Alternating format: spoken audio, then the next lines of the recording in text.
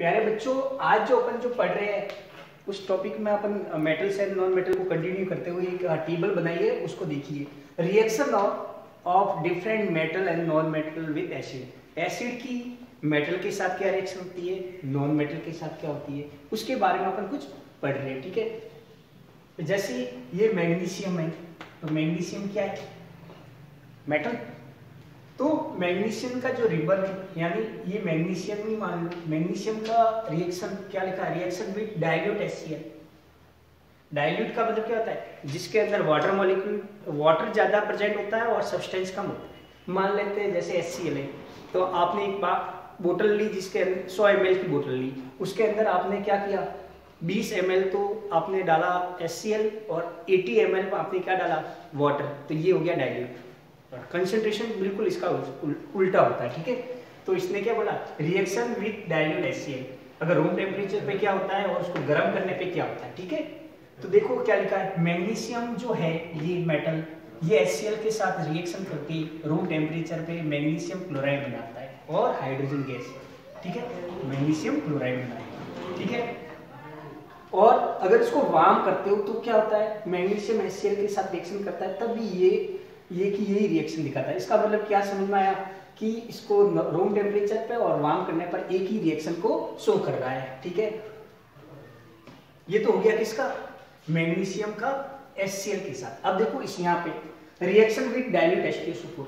अगर H2SO4 के साथ अपन रिएक्शन करवाए तो क्या होता है, मैग्नीशियम जो है, ठीक है, उसका H2SO4 के साथ रिएक्शन करने पर मैग्नीशियम सल्फेट और हाइड्रोजन गैस निकलती है, और गर्म करने पे भी ये का ये दिखाता है। इससे एक बात तो साबित होगी कि जो मैग्नीशियम रिबन यानी मैग्नीशियम मेटल के साथ रिएक्शन करवाने पर HCl है तो ये क्लोराइड बना देगा, और सल्फेट है तो ये मैग्नीशियम सल्फेट बना देगा। देखो ये कैसे बना, ये HCl,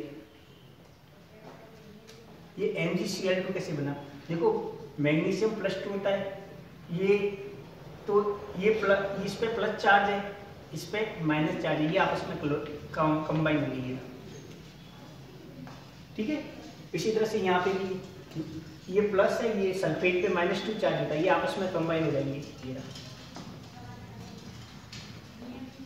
सेकेंड, एल्यूमिनियम फॉइल के साथ देखते हैं एल्यूमिनियम के साथ क्या रिएक्शन होती है एसिड की रूम टेम्परेचर पे। तो एल्यूमिनियम के साथ जैसे ही डाइल्यूट HCl की रिएक्शन करवाते हैं तो एल्यूमिनियम क्लोराइड बनता है। ठीक है, और हाइड्रोजन गैस रिलीज होती है, और इसको वार्म करते हैं तब भी यही बनता है। यानी इससे एक बात समझ में आएगी कि इसको रूम टेम्परेचर पे गर्म करते हैं तब भी यही रिएक्शन देखो, और नॉर्मल टेम्परेचर यानी रूम टेम्परेचर पे और वार्म करने पर एक ही जैसी रिएक्शन दिखाती है।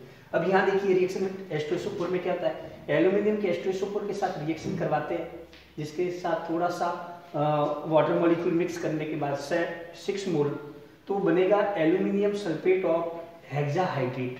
इसके साथ वाटर क्रिस्टलाइन फॉर्म में जुड़ जाते हैं, एल्यूमिनियम सल्फेट ऑफ हेक्साहाइड्रेट, और 3 वाटर मॉलिक्यूल 3 हाइड्रोजन गैस बाहर निकलते। ये तो हो गया रूम टेम्परेचर पे, और इसमें भी ये यही रिएक्शन दिखाती है।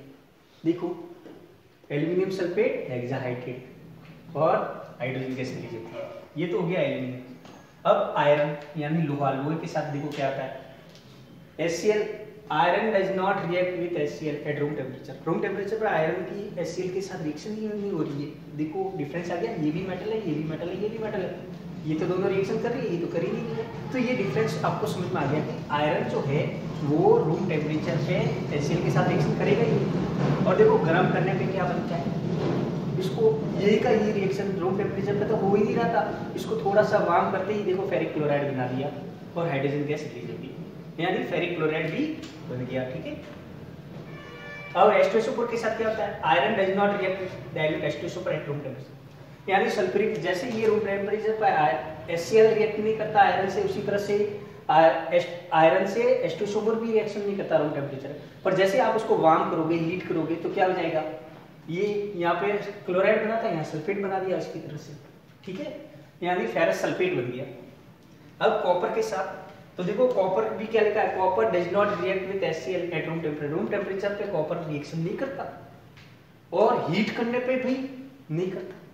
तो ये कितना इंटरेस्टिंग हो गया कि आयरन तो हीट करने पे रिएक्शन करता है HCl के साथ भी और H2SO4 के साथ भी, पर कॉपर जो हीट करने के बावजूद भी रिएक्शन नहीं करता। देखते हैं इसमें क्या है, copper does not react with H2SO at room temperature पे कॉपर भी क्या है H2SO4 सी रिएक्शन नहीं करता, पर हीट करने पे करता है। यहाँ पे तो नहीं कर रहा था पर यहाँ पे कर रहा है। देखो कॉपर सल्फेट बन रहा है, SO2 गैस निकल रही है और वाटर मॉलिक्यूल बाहर निकल रहे हैं, ठीक है।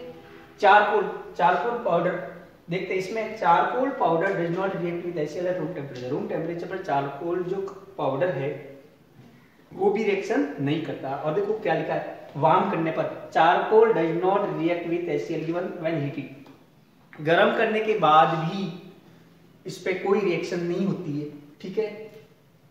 समझ में आया ये? नेक्स्ट ये क्या कह रहा है, चारकोल का अगर आप डाइल्यूट H2SO4 के साथ रूम टेम्परेचर पे करवाते हैं तब भी कोई रिएक्शन नहीं होती है, पर इंटरेस्टिंग इसको गर्म करेंगे तो रिएक्शन होगी। जैसे ये चारकोल है, H2SO4 के साथ रिएक्शन की तो CO2 गैस भी निकलेगी, SO2 गैस भी निकलेगी और वाटर मॉलिक्यूल निकलेगी। तो यानी गर्म करने पे तो ये रिएक्शन दिखा रहा है H2SO4 के साथ चारकोल की रिएक्शन शो हो रही है, और यहाँ पे डाइल्यूट HCl के साथ वार्म करने पर नहीं हो रही, ठीक है बच्चों। तो ये आपको मेजर जो डिफरेंस है उसको आपको दिमाग में मगअप करके रखना है कि हाँ कब क्या होता है, ठीक है। नेक्स्ट क्लास में मिलते हैं।